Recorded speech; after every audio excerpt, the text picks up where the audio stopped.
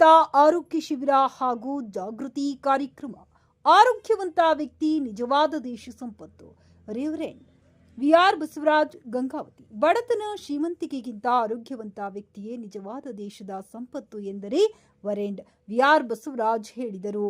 ಅವರು ಮಂಗಳವಾರದಂದು ಸಮೀಪದ ಹೊಸಳ್ಳಿ ಗ್ರಾಮದ ಶ್ರೀ ಗಂಗಾಪರಮೇಶ್ವರಿ ದೇವಸ್ಥಾನದಲ್ಲಿ ಗಂಗಾವತಿ ಶಾರೂನ್ ಸಂಪೂರ್ಣ ಸುವಾರ್ಥಿ ಸಂಘ ಹಾಗೂ ಆರೋಗ್ಯ ಮತ್ತು ಕುಟುಂಬ ಕಲ್ಯಾಣ ಇಲಾಖೆ, ಕೊಪ್ಪಳ ತಾಲೂಕು ಆರೋಗ್ಯ ಕಾರ್ಯಾಲಯ, ಗಂಗಾವತಿ ಹಾಗೂ ಉಪವಿಭಾಗ ಇವರ ಸಂಯುಕ್ತ ಆಶ್ರಯದಲ್ಲಿ ಆಯೋಜಿಸಿದ ಉಚಿತ ಆರೋಗ್ಯ ತಪಾಸಣಾ ಶಿಬಿರ ಹಾಗೂ ಜಾಗೃತಿ ಕಾರ್ಯಕ್ರಮವನ್ನು ಉದ್ಘಾಟಿಸಿ ಮಾತನಾಡಿದರು. ಪ್ರಸ್ತುತ ದಿನಮಾನಗಳಲ್ಲಿ ವೈದ್ಯಕೀಯ ವೆಚ್ಚ ಹೆಚ್ಚುತ್ತಿರುವ ಈ ಸಂದರ್ಭದಲ್ಲಿ ಇಂತಹ ಉಚಿತ ಆರೋಗ್ಯ ಶಿಬಿರದ ಸದುಪಯೋಗವನ್ನು ಬಡವರು, ನಿರ್ಗತಿಕರು, ಮಧ್ಯಮ ವರ್ಗದ ಜನತೆಯು ಪಡೆದುಕೊಳ್ಳುವುದರ ಮೂಲಕ ತಮ್ಮ ಆರೋಗ್ಯದ ಬಗ್ಗೆ ಗಮನ ಹರಿಸಬೇಕೆಂದು ಸಲಹೆ ನೀಡಿದರು.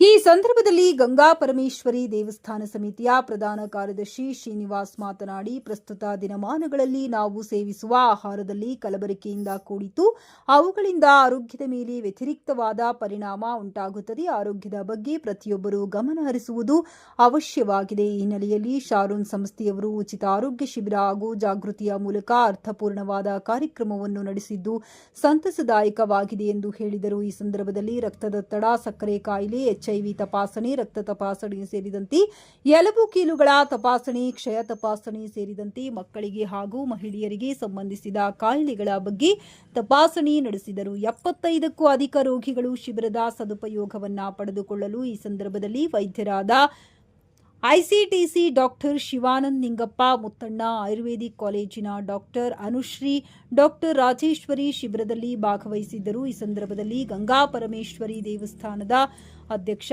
ಸಿದ್ದಪ್ಪ ಕರಕುರಿ, ಮುಖಂಡರಾದ ಹನುಮೇಶಪ್ಪ, ಕಾರ್ಯದರ್ಶಿ ಶರಣಪ್ಪ ಪಿ. ಪಾಟೀಲ್ ಹಾಗೂ ಸಿದ್ಧಾರ್ಥ್ ವೇದಿಕೆಯಲ್ಲಿ ಉಪಸ್ಥಿತರಿದ್ದರು. ರಗಡಪ್ಪ ಹೊಸಳ್ಳಿ, ಪತ್ರಕರ್ತರು.